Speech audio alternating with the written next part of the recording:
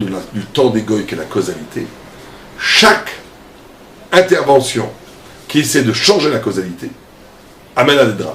Que ce soit la révolution maoïste, que ce soit la révolution occidentale, ça amène des drames. Parce que la causalité est plus forte que tout. Le seul qui sort de cette malédiction de la causalité, c'est quand tu es capable de vivre, de faire apparaître dans l'histoire universelle une autre histoire, qui est l'histoire d'intervention divine. C'est exactement ça qu'il te dit. Il te dit donc, Hanouka, il y a l'histoire universelle qui est la guerre, qui est le vrai miracle, mais qui n'est pas perceptible. Donc Dieu crée un autre miracle parallèle, qui est les bougies, qui n'a pas une importance cardinale, puisqu'il n'est pas un miracle de sauvegarde. Donc ça veut dire, il faut traduire ça, il n'est pas un miracle qui nous permet de vivre d'autres histoires. Donc c'est un miracle singulier, bon alors aucune importance. Mais ce miracle est une importance pour te faire comprendre que le miracle de sauvegarde de la guerre n'obéit pas aux règles de la causalité, mais aux règles de l'intervention divine. C'est clair ou pas clair? C'est clair. On continue. C'est quoi l'espoir alors pour un non-juif, pour essayer de sortir justement de ce cycle de la causalité? L'espoir pour un non-juif, c'est l'individu. C'est jamais le collectif. Un individu peut devenir un tzaddik agoïm, fait chez la mitzvot. Un individu peut se convertir, encore mieux. Il devient un tzaddik ger tzedek. Un individu peut devenir un ger toshav. Mais au niveau collectif, il n'y a pas d'espoir pour le goy. Le seul espoir, c'est le Mashiach. Puisqu'il n'y a pas, parce que le collectif est lié à cette notion de causalité, qui est liée à la matière, et la matière n'a pas d'espoir. Continuons. D'accord? Donc il dit, Velifika, naase nes alide nerot amenora, she'adu she'akol haya benes amilchama. Vedavka nes ze naasa, ki ika, pourquoi davka ce nes? Alors, si on est dans cette logique, qu'en vérité le nes n'est pas essentiel, et on n'aurait pas dû faire célébration. Il est là pour te faire découvrir que la sauvegarde guerrière du peuple juif était elle-même un nes, d'accord? C'est la logique. Pourquoi d'Afka les bougies? Faire un nes, je sais pas quoi, que les éléphants des ennemis s'envolent en l'air. Ou un nes dans la guerre, ce serait encore mieux. Je sais pas moi, comme Sanhedrin, comme Sanhedrin.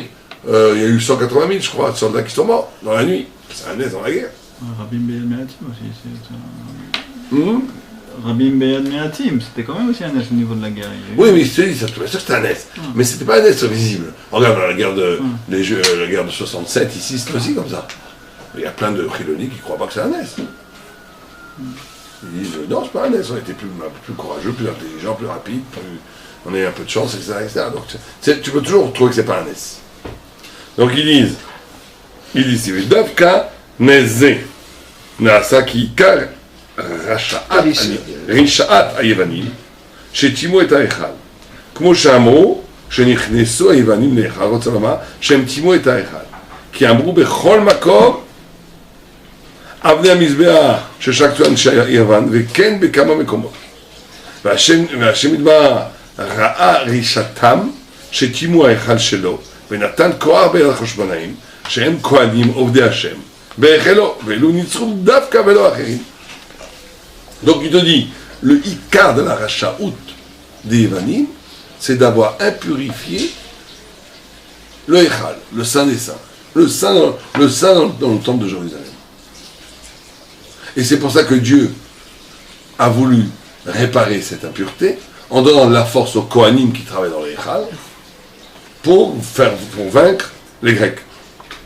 Et c'est pour ça que quand il y a eu devant un miracle, il était là-bas. Les Fikar Kacher, Nitzrum, Tiru et Amikdash. Mais comment Shetiknu, Balanissi Bachaka, Bealanissi Bachaka, Baou Banecha, les dieux bétéra, les tiers, et bien sûr, les וכאשר לא היה להם שמן, נעשה להם נס, כדי שיוכלו לתאר ולחנך הבית. ולכך נקרא חנוכה, שהיו מחנכים את, מה זה בית המקדש. אחר שתימהו בני היוון. לפיכך הנס הזה שנעשה בשמן. הוא הניצחון שהיו מנצחים היוונים כי הניצוח היה בשביל שתשימו את ההיכל והשם רצה בעבודת השם. Comprenez ce qu'il dit là ou pas? Il a posé la question pourquoi Dafka se naissent. Il te dit la raison. Donc, en d'autres termes, il y a un retournement dialectique. Là aussi, c'est très amaral. Là. Il y a un retournement dialectique surprenant. Il y a 2 minutes, il disait que quel était le vrai miracle? Le milchama. Et les bougies, c'est quoi? Pour te montrer que même la C'est au passage. Pour te faire comprendre l'essentiel. Tout d'un coup, il te dit que pourquoi est-ce qu'on a gagné la guerre? Pour pouvoir allumer les bougies pétard. Parce qu'en vérité, le Ikar Hachaout, Rishaout, comme méchanceté, impureté de la Grèce, c'est d'avoir impurifié le Echal. Et donc, comme Dieu voulait le Avoda, il a donné à ceux qui ont Avoda le fait de vaincre les Grecs pour que puisse avoir lieu l'allumage des bougies. Donc voilà, quel est le signe de quoi là? On est perdu. Il y a 2 minutes, le signe, le sujet, c'était la victoire. Et le miracle n'était que le signe du miracle de cette victoire. Et tout d'un coup, maintenant, on te dit, une sorte de retournement, c'est la victoire n'est rien. La victoire n'est là que pour arriver à faire allumer les bougies. Mais alors il faudrait savoir. Qu'est-ce qu'il nous dit, Simba? Qu'est-ce que c'est que ce retournement dialectique? Pas de problème ou pas?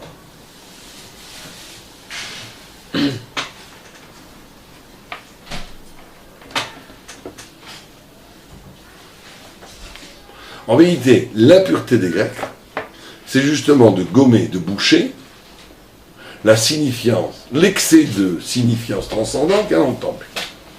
Le temple, Sion, dont la racine étymologique est les Tsayen, dont le mot français vient signifier, signe. Signe, Sion, c'est la même racine étymologique. C'est-à-dire qu'il y a dans le temple un pouvoir de dire plus que toute pensée autonome, que ce soit science, scientifique ou philosophique. C'est ça que les Grecs veulent boucher. C'est ça leur plus grande impureté. Leur plus grande impureté, c'est pas l'idolâtrie, c'est pas d'avoir tué les Juifs, c'est de vouloir, la plus grande impureté de la Grèce, c'est de vouloir absolument obscurcir, pour ça qu'elle est liée au Rocher, la capacité d'entendre une parole qui rend futile la démarche philosophique et scientifique. C'est ça les cas d'impureté de la Grèce. C'est-à-dire que la Grèce utilise l'esprit pour détruire l'esprit. Utilise l'esprit pour empêcher à l'esprit de se dessaisir, pour écouter ce que seul l'esprit peut écouter, un niveau du sensé qui dépasse toute capacité que le sensé autonome peut produire.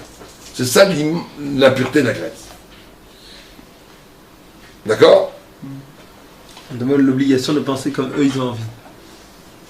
Ils veulent que tu penses selon les catégories de la pensée humaine. Rationnel. Rationnel. Maintenant, qu'est-ce qu'il te dit? C'est ça qui est extraordinaire en moral.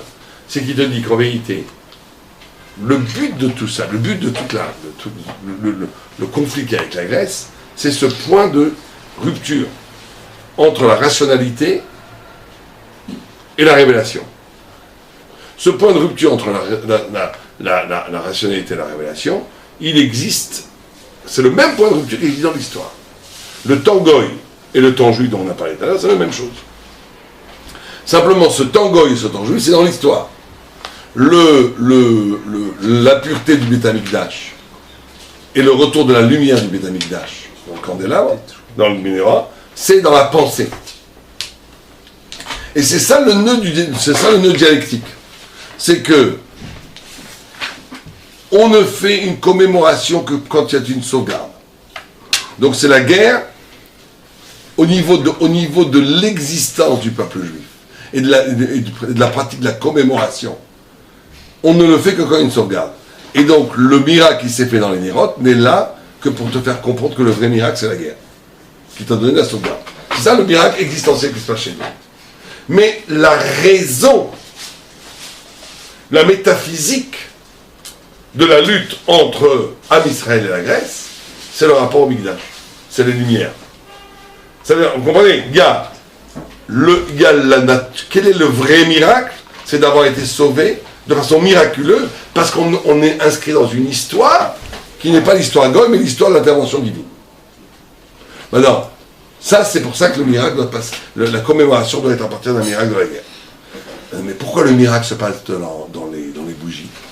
En tant que miracle, c'est pas un miracle suffisant pour instaurer une commémoration pendant des siècles, comme partie de la Torah, si vous préférez, comme un chélek de l'expression de la Torah, comme Purim, Hanouka et tout ça. Ça, c'est pas suffisant. Alors, c'est quoi alors? Ben, c'est le secret des secrets. Pourquoi y a-t-il deux temps? Pourquoi y a-t-il ce point de rupture entre nous et les Goïm dans les deux formes d'histoire?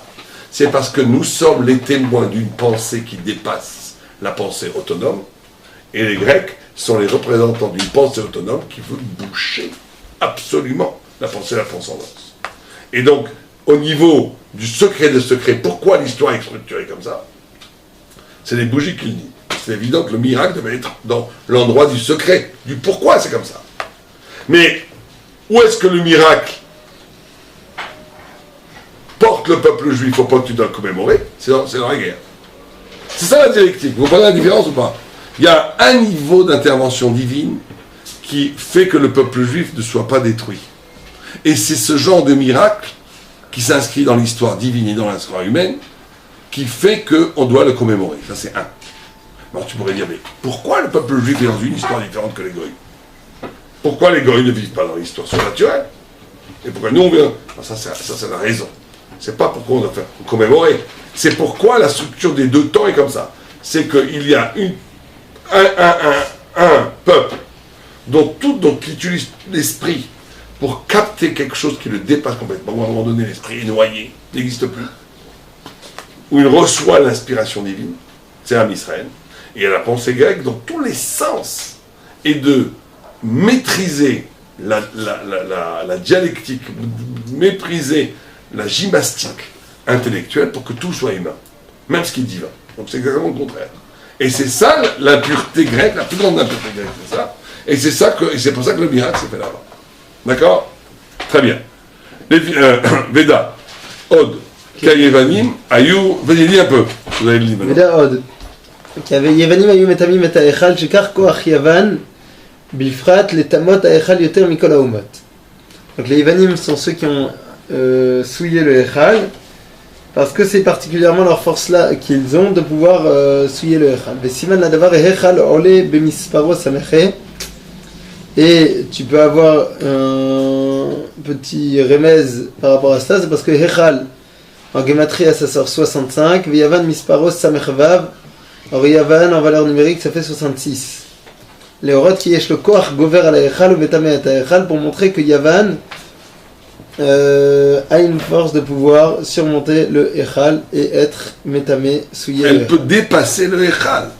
Vous voyez ce que dit le Maral ici? Il dit que la Grèce peut gover, ça veut dire vaincre le Echal. Le Echal Gamatria 65, Yavan Gamatria 66. Un de plus.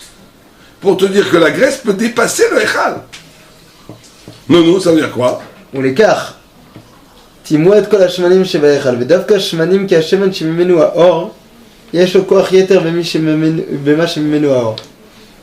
C'est pour cela qu'ils ont donc abîmé toutes les fioles d'huile, particulièrement l'huile, parce que tout simplement l'huile, c'est ce qui va permettre d'avoir la lumière. Or la lumière, וראיה לזה שבשמן מקדשים ומושכים הכל והוא עיקר הקדושה. Et l'huile. Non, mais il dit une phrase, tu oublies là. יש לו כוח יותר במה שממנו האור. C'est important ça. Il dit pourquoi le shemen, qui a shemen shemimeno haor, parce que la shemen, que de lui vient la lumière, l'huile dont vient la lumière, yesh lo koach yoter, il a plus de force, en ce sens qu'il donne la lumière. Le pouvoir de générer la lumière donne à l'huile une dimension supérieure. On va voir ce que ça veut dire. Vas-y. La preuve c'est qu'avec de l'huile, tout simplement on est Mekadesh, on sanctifie et on noie toute chose qui est essentielle, la base de la Kedusha. C'est pour ça qu'on noie les rois, les prêtres. C'est que lui a ce pouvoir du supérieur. On va voir ce que c'est. Vas-y.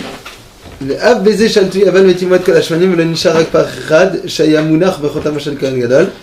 Et même dans cela, les Grecs ont abîmé et souillé, rendu impur tout ce qu'il y avait sauf une seule fille à lui. Donc qu'est-ce qu'il dit? Alors là c'est énorme ce qu'il dit.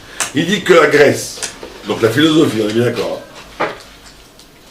a le pouvoir de dépasser le Echal et de dépasser le miracle du surplus. Puisque le Shemen est celui qui est capable d'engendrer la lumière.